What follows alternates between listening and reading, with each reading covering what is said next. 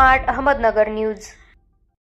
नाशिकमधील देवळाली कॅम्प शहरातील HP Shah gas एजन्सीकडून घरगुती गॅस सिलेंडरचा तुटवडा, रिपब्लिकन पक्षाने दिले पोलिसात निवेदन। भगूर विलास डी भालेराव देवळाली कॅम्प शहरातील रिपब्लिकन पार्टी ऑफ इंडियाच्या वतीने देवळाली कॅम्पचे युवक शहराध्यक्ष रवींद्र गायकवाडांनी नाशिक उपजिल्हा प्रमुख सुभाष पोपटराव बोराडे यांच्या नेतृत्वाखाली शिष्टमंडळाने दे कॅम्प वरिष्ठ पोलीस निरीक्षक संजय पिसे यांना गॅस सिलेंडर मिळत नसल्याबद्दल शाह गॅस एजन्सीबद्दल तक्रार कारवाईचे निवेदन दिले।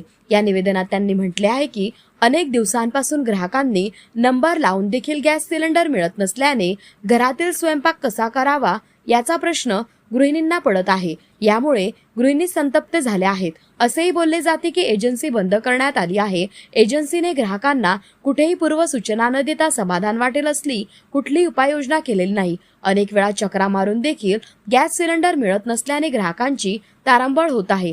यामुळे गॅस सिलेंडर लवकरात लवकर मिळावे व अशा एजन्सीवर कायदेशीर कारवाई करावी असे निवेदनात म्हटले आहे। निवेदन देताना युवक शहराध्यक्ष रवींद्र गायकवाड यांच्यासह नाशिक रिपाई उपजिल्हाध्यक्ष सुभाष बोराडे, जिल्हा नेते सुरेश निकम, जिल्हा संघटक मनोज पगारे, शहराध्यक्ष राजाभाऊ जाधव, बाळासाहेब दोंदे, प्रणिलजी शेजवळ, सचिन भालेराव, शिवराज मोरे, आनंद वैरागर, किशोर साळवे, शिवा दोंदे, कुणाल काळे, प्रशांत गांगुर्डे, शैलेश पगारे, धनराज गायकवाड आदी यावेळी उपस्थित होते। प्रतिनिधी राजू पाळेकर।